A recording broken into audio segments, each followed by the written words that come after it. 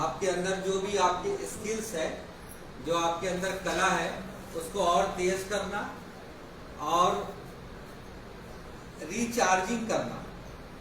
Seminar का मतलब recharge, जैसे आप मोबाइल एक बार रिचार्ज करते हैं ना तो पूरा दिन भर चलता है आपका मोबाइल, उसके बाद क्या होता है, मोबाइल ऑफ हो जाता है।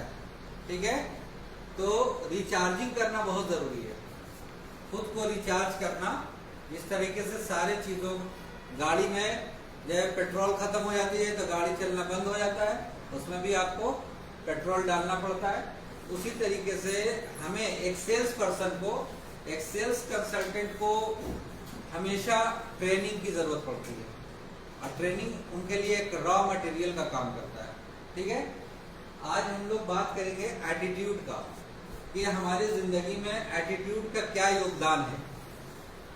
हमारी लाइफ के अंदर, एक सेल्स पर्सन के अंदर, या आप जिंदगी के किसी भी रिश्तों में आप अपनी जिंदगी गुजार रहे हो, चाहे आप एक भाई बन करके गुजार रहे हैं, एक बहन बन करके, या एक हस्बैंड बन करके, या एक पेरेंट्स बन करके आप जिंदगी सरवाइव कर रहे हैं, तो हर एक जो आपका रोल है, जो कैरेक्टर है आपके जिंदगी में, उसमें एटीट्यूड बहुत बड़ा रोल निभाता है। आपको बता दें, एटीट्यूड का मतलब आप लोग समझते हैं क्या है? एटीट्यूड का मतलब होता है नजरिया। क्या होता है? नजरिया। किसी भी चीज को देखने का एक तरीका, किसी भी चीज को देखने का तरीका। जैसे हमने एक मूवी देख लिया, मूवी में हमको बुरी लगी और किसी के वो अच्छी लगी, तो ये दोनों आदमी का एक अलग अलग एटीट्यूड हुआ, नजरिया हुआ। लेकिन एक आदमी, तीसरा आदमी है, उसको दोनों चीजों का एक अलग मीनिंग निकाला उसने। ठीक है, उस मूवी का एक अलग ही मीनिंग निकाल दिया उसने, तीसरा आदमी, तो उसका एटीट्यूड डिफरेंट हो गया। ठीक है, उसने ना पॉजिटिव निकाला ना निगेटिव निकाला, उसने अपने काम की बातें निकाल दिया। ठीक है, तीसरा आदमी क्या निकाला? उसने अपने काम की बातें निकाल लिया, उसको, उसी को बोलता है एटीट्यूड, नजरिया। यानी कि आप किसी भी चीज को जो देखते हो, उसके देखने का तरीका कौन सा है, नजरिया कौन सा है। ठीक है, मैं आपको आज एक छोटी सी स्टोरी में सुनाना चाहता हूँ। एक साउथ अफ्रीका में एक किसान था। साउथ अफ्रीका में एक किसान था, उसका नाम था हफीज।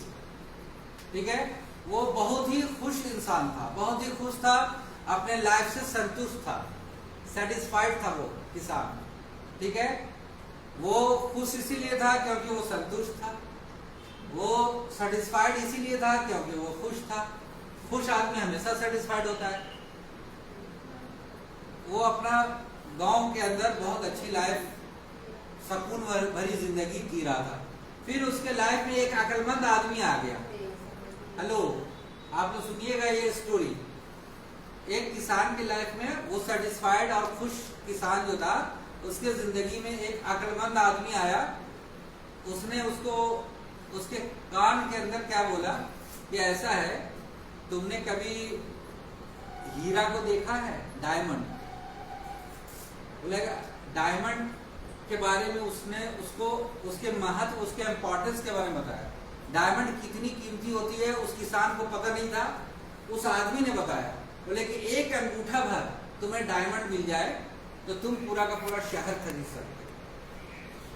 और उसने बोला एक मुट्ठी भर अगर तुम्हें, एक मुट्ठी भर अगर डायमंड मिल जाए तो तुम पूरा मुल्क को परचेस कर सकते हो, खरीद सकते हो। ये बात जब सुनने के बाद जो हफीज किसान था, उसको वो बोल करके चला गया। वो हफीज किसान को रात भर फिर नींद नहीं आई, ये बात सुन करके कि डायमंड में इतनी ताकत होती है, डायमंड इतनी कीमती चीज है। अब उससे रहा नहीं गया। वो संतुष्ट आदमी था, अपनी लाइफ से बिल्कुल सेटिस्फाइड था, खुश था।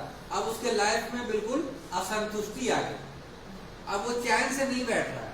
अब वो उस चीज को हासिल करने में क्या हुआ, वो पूरी अफ्रीका के दौर, यानी कि अफ्रीका जो मुल्क है जहाँ वो रहता था, उसने पूरे मुल्क में निकल गया खोज हीरो की तलाश में। क्या कहाँ निकल गया? हीरो की तलाश में। अपना जो तलाश करने में कहीं ना कहीं कैपिटल तो खर्च होगा ना। उसने अपना खेत बेच दिया। उसने क्या किया?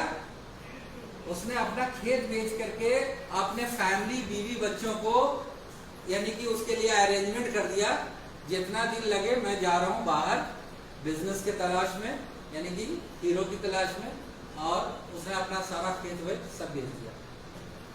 अब क्या होता है, वो पूरा साउथ अफ्रीका चला गया, उसको हीरा नहीं मिला। पूरा उसने अपने अफ्रीका कंट्री को छान मारा, उसको हीरा नहीं मिला। उसने फिर उसके बाद कहाँ गया? उसके बाद वो चला गया यूरोप। यूरोप भी चला गया, क्योंकि खेत से बहुत सारे पैसे मिले थे उसको। उसने यूरोप पूरा ढूंढ लिया, पूरा सर्च कर लिया, वहां पे हीरे नहीं मिले उसको। फिर इसी तरीके से उस किसान ने स्पेन गया, वो स्पेन गया, स्पेन में भी नहीं मिला उसको हीरा, यानी कि हीरा कहीं नहीं मिला। लास्ट में वो इतना फाइनेंशियली टूट गया, इतना फिजिकली और मेंटली वो परेशान हो गया, डिप्रेस हो गया, कि उसने बार्सिलोना की एक नदी में कूद करके जान दे दिया। उस किसान ने क्या करा? बार्सिलोना की एक नदी में उसने सुसाइड कर लिया। वो पूरी तरह से उसकी आर्थिक स्थिति कमजोर हो गई, क्योंकि पूरा वर्ल्ड घूम लिया ना उसने, यूरोप घूम लिया, स्पेन घूम लिया, साउथ अफ्रीका, और उसको हीरा मिला नहीं। अब लास्ट में वो तो जान दे दिया।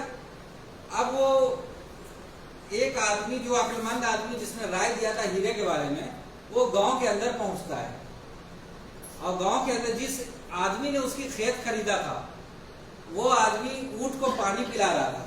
अब समझिएगा, वो आदमी जिसने खेत खरीदा था उस हफीज का, वो ऊंट को पानी पिला रहा था। नहर, खेतों के बाहर नहर होता है ना, नहर गुजरता है, नहर पे पानी पिला रहा था ऊंट को। तो उसने बोला, उसने क्या करा, उसको एक पत्थर दिखाई दिया। सूर्य की जब रोशनी डली ना, तो वो नहर के आसपास बड़े 7 रंगे तरह का रोशनी आ रहा था, वो इंद्रधनुष की तरह। जब सूर्य की रोशनी पड़ी ना, तो उसको पत्थर दिखाई दिया उस आदमी को। उसने क्या करा, उस पत्थर को, उसको अच्छा लगा, उस पत्थर को ला करके घर में अपने आंगन में ड्राइंग रूम में सजा दिया। बोले ये तो अच्छी सजाने की चीज है।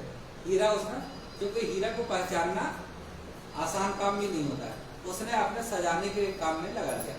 तो उसके घर पे पहुंच जाता वो अक्लमंद आदमी जिसने राय दिया था हफीज को। तो उसने बोला कि आते ही बोला छूटते कि क्या हफीज लौट आया है? क्या पूछा? क्या हफीज लौट आया? तो वो आदमी जो जिसने खेत खरीदा, लेकिन ये बात आपने क्यों पूछा कि वो हफीज लौट आया? आप कैसे जानते हैं उसको? अरे उसको, वो हीरे की कहीं तलाश में था, और फिर अचानक उस बंदे की नजर पड़ गई उस पे, उस पत्थर पे। बोले ये तुमको कहाँ से मिला? बोले ये हीरा कहाँ से लाए? बोले ये तो बहुत कीमती चीज है। बोले अच्छा, ये कीमती चीज है? बोले कि मैं जहाँ ऊंट को पानी पिला रहा था, वहां तो बहुत सारे पत्थर पड़े हुए, समझिएगा, वहां तो ऐसे बहुत सारे पत्थर है। बोले अच्छा, चलो दिखाओ मुझे। उस सारे पत्थरों की जांच जब कराई गई, तो उस पूरे खेत के अंदर हीरे ही दबे पड़े थे।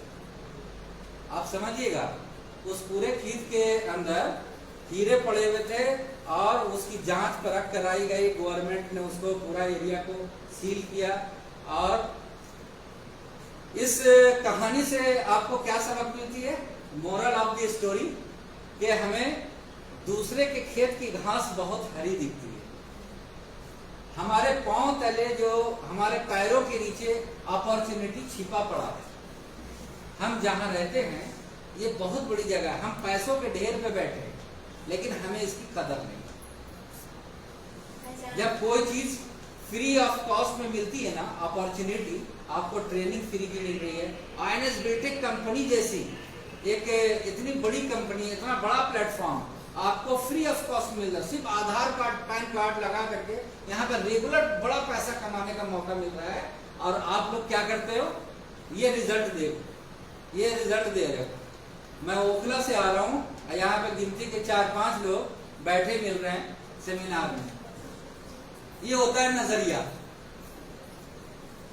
आईएनएस बिल्टेक के जो लीडर्स हैं, जो एसोसिएट्स हैं, उनका ये नजरिया है ना, चीजों की हम कदर नहीं कर रहे। याद रखो, जब मौका आपके पास आए ना, उसको पूरी तरह से कैश करने की कोशिश करो, ठीक है। बार बार जो है ना अपॉर्चुनिटी खटखटाएगा नहीं आपको, ठीक है। ये बहुत बड़ी अपॉर्चुनिटी है। इसी अपॉर्चुनिटी, इसी प्लेटफॉर्म से मैंने आज मेरा कॉन्टेस्ट विन हुआ, इन लोगों को पता है, आप लोगों को पता है। 2 BHK फ्लैट आज मैंने अचीव किया, 22 लाख रुपए का इनाम है। 22 लाख का flat 2 BHK apart from the commission, 22 lakh का आज ही मैंने अचीव किया। अगर रोजा वगैरह ना होता तो शायद अभी मैं सबको मिठाई खिला देता, आपको पता है। तो अपॉर्चुनिटी को समझो, पहचानो, ठीक है।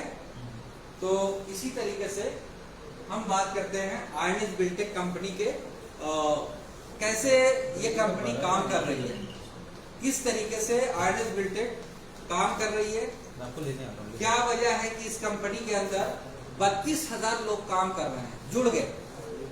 क्या वजह है 32,000 लोग जुड़ गए इस कंपनी में, क्या वजह है कि यहाँ पे इतने सारे लोग बहुत ही सेटिस्फाइड हैं इस कंपनी में। 32,000 जो लोग जुड़े हुए हैं उसमें 99% आदमी जो है सेटिस्फाइड है इस कंपनी से।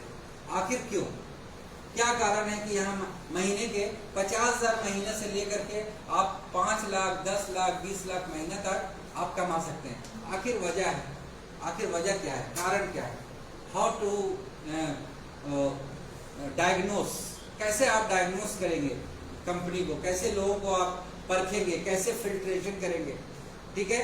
जब तक कि आप अगर चीजों को समझेंगे नहीं, कारण का पता नहीं लगेगा, तो आप किसी भी बंदे का, जैसे डॉक्टर किसी भी बीमारी को डायग्नोस नहीं करेगा, उसका सही प्रिस्क्रिप्शन नहीं लिखेगा और उसका सही तरीके से इलाज नहीं हो पाता। इसी वजह से आप इस कंपनी के मेन चीज को, मेन इनके विजन को, इनके कंसेप्ट को, इनके बिजनेस प्लान को अगर प्रॉपर तरीके से आपने स्टडी नहीं किया ना, तो आपके लिए ये चीज वैसे ही लगेगी नॉर्मल, जैसे वो हफीज को लगा ना कि सारी जमीनें बस ऐसे ही है, जैसे खेत है दूसरों का वैसे ही हमारा है, ठीक है। तो यहाँ पे दुनिया भर का पैसा है, दुनिया भर का यहाँ पे एसेट्स है, सक्सेस है, अचीवमेंट्स है इस कंपनी के अंदर, बहुत कुछ है। यानी कि अगले 3 साल के अंदर अगर आपने कभी जिंदगी में अगर आपने सोचा है ना कि मुझे लाइफ में करोड़पति बनना है, और तो यहाँ पे पॉसिबल है। आईएनएस बिल्टेक वो प्लेटफॉर्म है। मैंने कभी सोचा नहीं था कि मैं करोड़पति बन जाऊंगा, यही 3 साल के अंदर में ये सब कुछ लाइव हुआ है, आपके सामने हो रहा है, ठीक है ना। मैं एक लाइव एग्जांपल हूँ कंपनी के लिए, ठीक है। और मेरे जैसे पता नहीं मेरी टीम में कितने सारे लोगों ने मेरे इतना अचीव कर लिया, मेरे इतना पैसा कमा लिया। सिर्फ मैंने नहीं कमाया, मेरे इतना टीम ने भी कमाया, ठीक है ना। मैं अकेला शख्स नहीं हूँ। तो आज की डेट में हर आदमी को पैसों की नीड है, हर आदमी को पैसे की जरूरत है। एक रेगुलर इनकम की नीड है, रेगुलर कमाई चाहिए, पैसिव इनकम चाहिए, एक्टिव इनकम चाहिए। और हम लोग क्या बहाना बनाते हैं, हमारे पास समय नहीं है, हमारे पास टाइम नहीं है। अब ये बताओ, टाइम नहीं है तो क्या कर रहे हो आप? अगर टाइम नहीं है तो क्या कर रहे हो? अगर आप बहुत बिजी हो तो उसका कोई कन्वर्जन तो होना चाहिए ना। आपके पास बैलेंस पैसा दिखना चाहिए, आपके पास मिल्कियत दिखनी चाहिए, आपके पास एसेट्स दिखना चाहिए। दिखाओ, बैंक बैलेंस दिखाओ। मैडम आप कहते हो बिजी हो, दिखाओ कोई अचीवमेंट दिखाओ। बैंक में 50,000, लाख, 2 लाख, 5 लाख पड़े हो, फिर काहे का बिजी भाई? क्यों बोलते हो कि मैं बिजी हूँ, मेरे पास समय नहीं है? कोई आदमी बोलता है कि रमजान है, रमजान जो वर्ड यूज करने वाला आदमी से मैं पूछता हूँ, कितना आप टाइम से 5 वक्त का नमाज पढ़ते हो? कितना तुम पूरा का पूरा दिन तुम जो है अमल में और स्टडी में, रिलीजियस बुक पढ़ने में बिजी हो? सिर्फ सुनना ही तो है ना। मीटिंग सेमिनार क्या है, यहाँ पे सिर्फ सुनना है, यहाँ पे तो कोई एनर्जी खर्च नहीं हो रहा है, लेकिन आप बहाना बना रहे रमजान का। नहीं, लेडीज की बात नहीं कर रहे, कुछ लोगों के पास जेन्युइन प्रॉब्लम हो सकती है। यानी कि मैं पॉइंट आउट